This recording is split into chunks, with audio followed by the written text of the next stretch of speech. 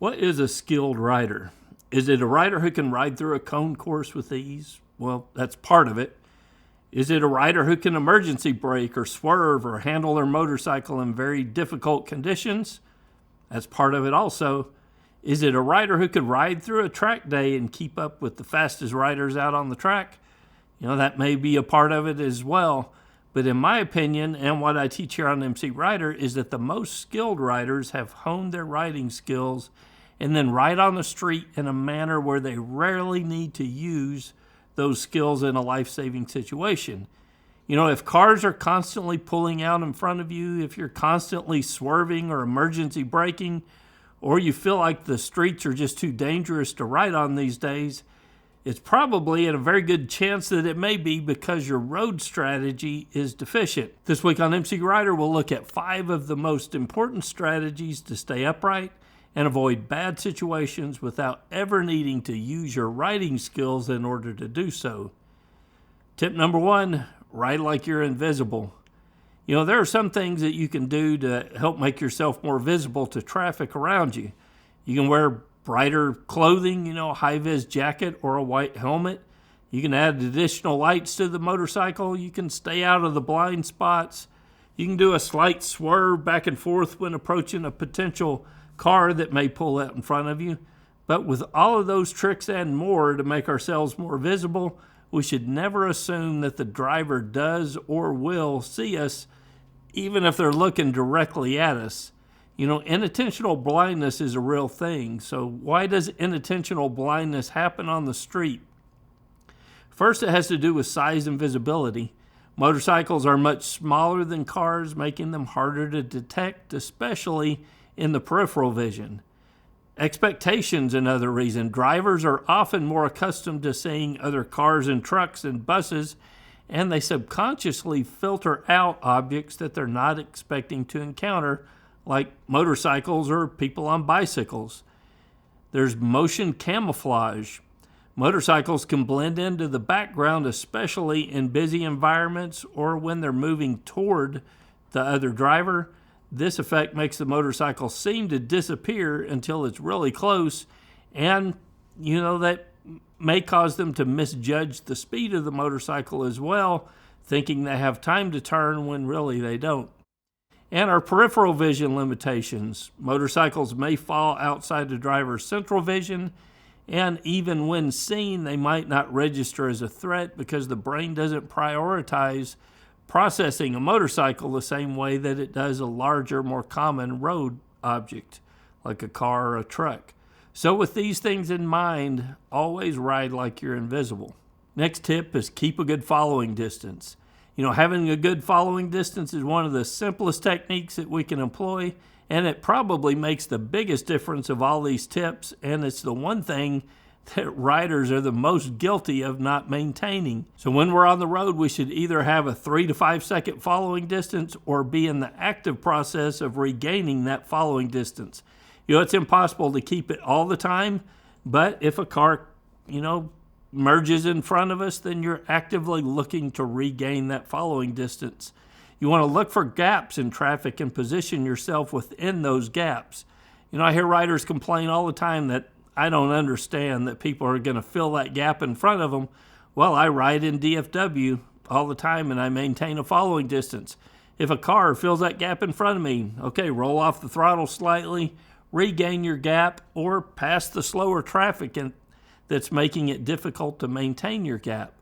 Maintaining a gap is not all about riding slower either. It's sometimes looking for gaps further up the road and accelerating to get into those gaps, or looking for spaces in traffic and riding there, simply staying put when you've got a good gap around you and you're able to maintain it. The next tip is using your lane position to your advantage. Riders get stuck riding in one part of their lane, either left or right portion of the lane, either out of habit or for a specific reason because they want to see better, or maybe they're afraid of the other traffic around them and they want to move as far away from the other traffic as possible. But there is no best lane position that will cover every circumstance you'll find out on the road. You want to look to position your motorcycle in the lane where you have the best view up the road and where other drivers have the best chance of seeing you, and then adjust accordingly. If you're in one part of the lane and only one part of the lane, you're not taking advantage of one of the biggest advantages we have as riders, and that's the ability to move within our lane to open up our visibility and to give others the best chance to see us. The next tip is to maintain your speed relative to the traffic around you. Riding too fast is an easy problem to diagnose, but riding too slow can be a problem as well, especially if you're surrounded by fast-moving vehicles. In my opinion, the rider's in the sweet spot for speed when they're on a road and they're either riding in the general flow of traffic or slightly faster than the general flow of traffic, maybe 5 miles per hour faster, depending on the speed of the overall traffic. Even riding slightly faster than the general flow of traffic, you're still going to have some cars that are passing you, but you won't have the problem of cars bunching up behind you and getting impatient.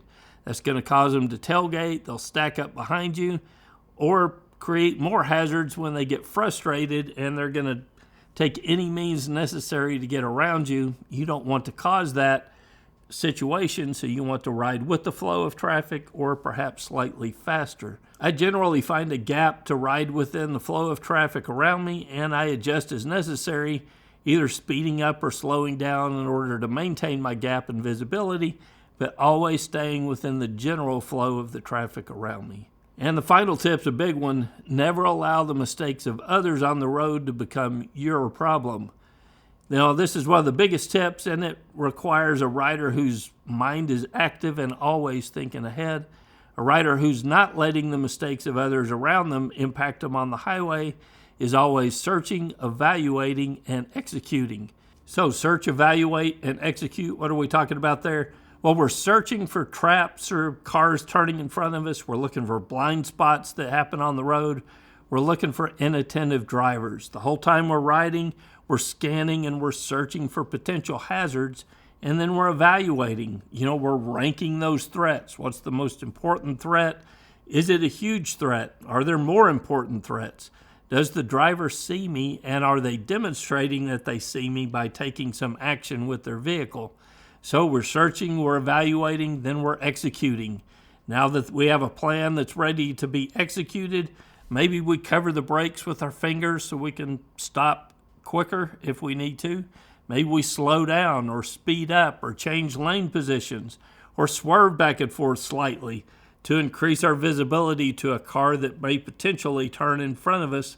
A little swerve back and forth going down the road will really help to get their attention.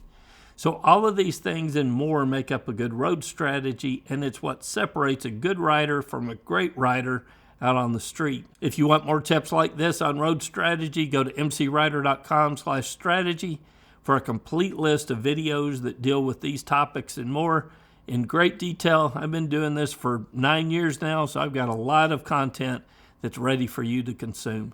Till next week, guys, it's Kevin with MCrider, and I'll see you on the road. There's a whole lot more to MCrider than just the weekly videos. Go to MCrider.com/member. You'll get instant access to the forums and the field guide. You get ad-free MCrider videos and a whole lot more. Go to MCrider.com/member for all the details.